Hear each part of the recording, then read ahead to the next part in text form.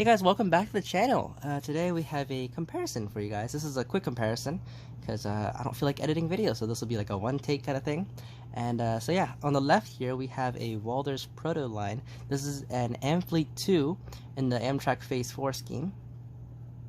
And on the back here, if I move this forward, is a Bachmann Amfleet I. This is these are both cafe cars, excuse me. And this is painted in the Amtrak Phase 3 scheme. As you can see, the red, white, and blue. Now, real quick, the difference between an Amfleet II and an Amfleet I, on the outside at least, is that the Amfleet IIs have only one door. There's no door on this side. And the door, if you look at the window, it's much larger and it's positioned toward like the top of the door. Whereas the Amfleet Is, if I could, I'll lift it up here. There's doors on either side. And as you see, the windows are definitely smaller and they're toward the middle of the door. If that makes any sense. Alright, so let's begin with a comparison. So, the Walthers, let's go by paint first, okay? So, Walthers, I mean, it takes the cake. I mean, it has the chrome plating, which looks amazing. And the Bachmann, the whitish silver, it's not bad. Actually, without looking at this, if you just had like a train of these, it would look very impressive. I actually got this more recently than this, so I had this for a while and it looked good, I liked it. So, but it's no comparison when you place it right next to one of these. So yeah, Walthers takes the cake for that. Otherwise though, the paint is, both of them, at least my models, have flawless paint. There's no there's no issues with them. I don't recall seeing any what is it called, like just paint voids or anything like that, so it should be fine. And so yeah, let's start with the detail now. So if you look at Walthers' car here, as you can see, there's the darkened windows. Yeah, there's obviously an interior inside. Now, one thing to note, Walthers' interior has two different colors molded inside. The chairs, at least on this side, is red, and then the seats everything else is tan. So I do like that. There's two colors for the interior.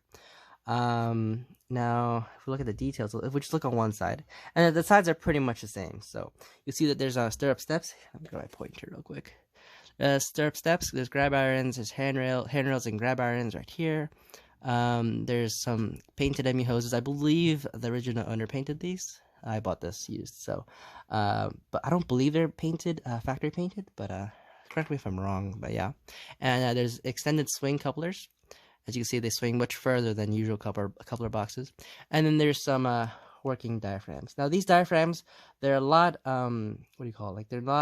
they're a lot smaller in a sense. Like they don't go in very far. They don't really stick out far either. So when you have two Walthers cars coupled, the diaphragms don't really touch.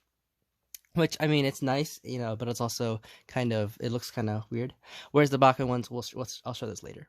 Anyways, now if we look at the underframe, you'll see there's a whole wealth of detail. And to my knowledge, the underframe is prototypically correct, and they're different for different kinds of cars. Like cafe cars have different underframes than the coach cars, which makes sense. Yeah, there's a lot of stuff. Now most of this is molded on, but there's still quite a lot of detail. Now if we zoom in on the trucks, let me focus that real quick. The trucks, all four wheels pick up power actually. So in total, this car has 8 pickups, which is really nice. The lighting. Real quick, the lighting is like a bluish figure, and it does flicker if your track is really dirty. But the fact that all 8 wheels pick up power, 4 here, 4 over there, means that the lights don't flicker that much. But yeah, it's really nice. It's a nice note. Also, these wheels have bearings. They have these bearings right there. You can see there's a middle piece right there, and a middle piece there, and those basically make the wheels roll actually far smoother than Bachmann wheels, which are back there.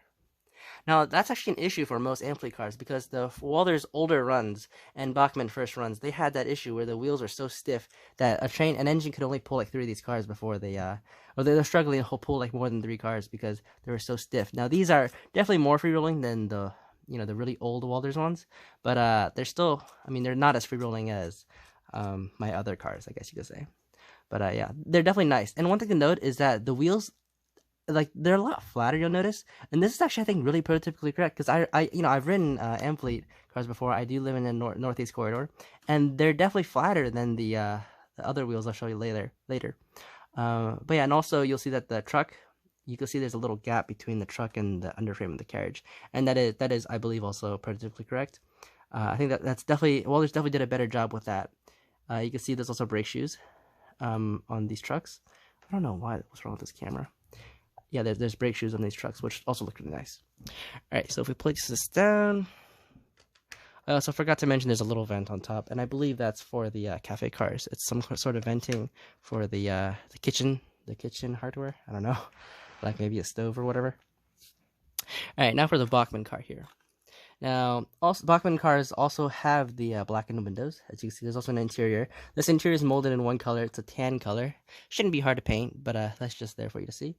Now, the Bachmann car actually also has a surprising amount of detail. There's also, handrails. Let me try my pointer again. There's handrails. There's more handrails up here.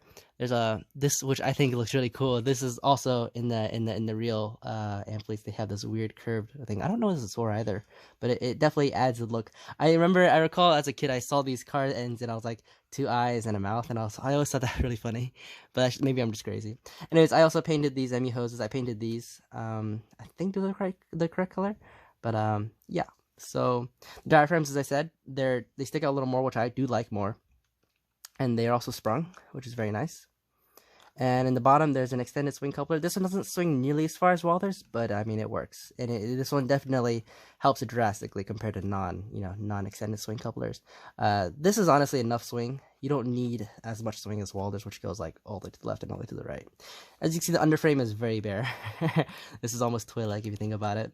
But honestly, I don't get why everyone's so like, personally, I don't see why everyone's like, oh my gosh, Rapido, passenger cars have so much underframe detail. Of course it's nice, but no one ever looks at that, I mean, especially these trains, these passenger cars which go really fast, through the Northeast Corridor, you'll almost never see the underframe of these cars. So I honestly don't really care. But that being said, it is definitely less than Walthers. These are all, I think they're molded on. I'm not 100% sure about that, but I mean, yeah, again, from the side, it looks more than fine for me.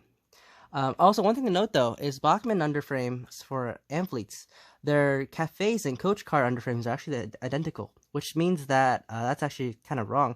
I believe that I read something online that the underframes are both for cafe cars. Even the coach cars have cafe underframes, so that's a little interesting. But honestly, I don't really care. I am a prototypical modeler. Like, I do care about prototype details, but it doesn't bother me that much. These are Amfleet cars. I modeled the steam era, so you can see by the brass engine back there. So this doesn't really bother me that much. So yeah. And also, one thing to notice is these trucks, which I'm not a huge fan of. They're so bulky. They definitely do not get that that look that Amfleets have. And these wheels are not the flat kind. They have like the rounded indent and sort of. You know what I'm trying to say? And yeah, they're just big, bulky ones. They're rectangular. And also, the detail right here is actually attached to the truck. It's not attached to the chassis.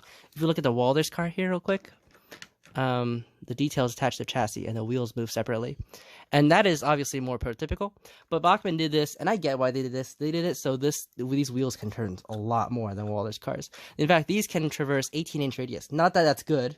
That looks very wrong, for these 85-foot cars to traverse 18-inch radius curves. But, I mean, some people want to do that, so what can I say?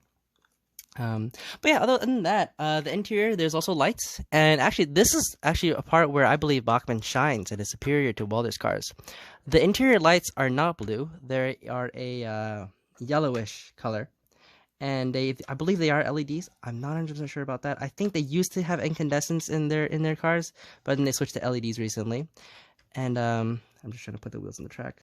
Alright, I apologize about that, guys. I don't know what happened, but the Walthers cars, that never happens. So yeah, don't put that against Walthers, but for some reason they just did not work. Anyways, I just restarted the layout and they're back on.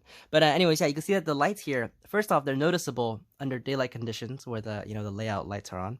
So you can see that they're on even when the layout lights are on, and they're also a bluish tint. Bachmann's, on the other hand, they're much dimmer. And they're also yellowish look, which is definitely more prototypical. So the coloring goes, Bachmann is accurate. As far as the brightness goes, I actually prefer dimmer lights. Because if you think about it, you'll never see lights inside a passenger car on during the daytime. You only see the lights on inside the passenger car at night. And that's because they're actually not that bright. And so, as far as this goes, if you turn off the layout lights, like that, you can see that the Bachmann lights are clearly on, and that's what I like. I like that the lights are dim enough so you can only see them at nighttime. and that's what the Bachmann has. And then one last thing, just to make Bachmann's lights even better, is that they have lit marker lights, which is absolutely amazing. I love that feature so much. Now, obviously, they are a bit too bright. As you can see, the red light kind of leaks through the windows of the car, of the sides, and also the end. My bad, I couldn't show that. Yeah, you can see the red light through the door, through here. But I mean, that's not really much of an issue. I definitely like the red marker lights. I think that's a really great feature from Bachmann. All right, there we go. All right, let me turn the lights back on. Anyway, so yeah, these cars are both really nice, and I do like both of them a lot. Now, here's the biggest factor though. Walthers cars, these are both discontinued as far as I know.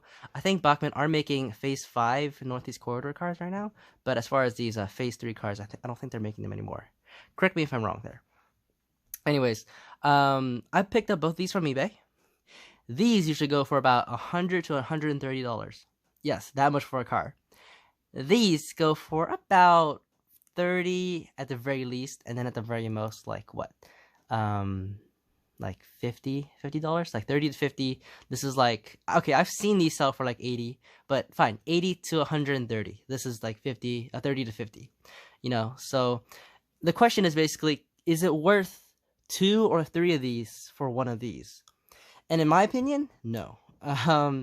This is a very, you know, don't get me wrong, this is a very nice car. It looks amazing, you know, it's like the top of the line. But it's simply not worth that much in my opinion. Maybe, you know, I don't have that much money. I'm a college student, so for me, you know, having an entire train of this is far better than having, you know, like 2 or 3 cars of these. Now, if your question is why did I buy these if I don't have that much money, I only paid $35 for this car. This guy listed it wrong on eBay. And I got this for an absolute steal, $35. I paid, I think, $30 for this, which is, you know, on the lower end of what you'd pay for. So yeah, I mean, for me, it's an exception because I got a great deal. And of course, if you have a good deal, by far go for this. But if you're paying, you know, the prices I said, I don't think this is worth that much. And obviously, it's different for every single person. If you have money to spare, and or if you're, you know, really, you know, like a rivet counter, or in a good term, of course, if you like are really into detail and detail really matters to you, then of course by far go for this. But for me, having as I said, I model Steam era, so having like 4 of these, I only have 4 of these in a F40PH by Kato that I added sound to. That's all I have. And for me, you know, this captures the look of it, and I'm okay with that. So yeah, I think that's pretty much it. As far as what you guys, you know, what you should buy, that's up to you to determine. I really can't answer that question. For me personally, if you're looking for value, by far this. I mean, this is not bad at all, but this is just, you know, that much better. So yeah, if you're looking for value, or if you just kind of want to run trains, this is obviously fine. These are also built far more robust, by the way. These stirrup steps love to break, so I'm just saying. I haven't broken these, but I see so many of these cars online, and they have broken stirrup steps. So yeah, but if you're like a, you know, proto modeler, if you're like, you know, really in detail and stuff like that, definitely get this. This is an amazing car. So yeah, anyways, I hope you guys enjoyed, and I'll see you guys next time.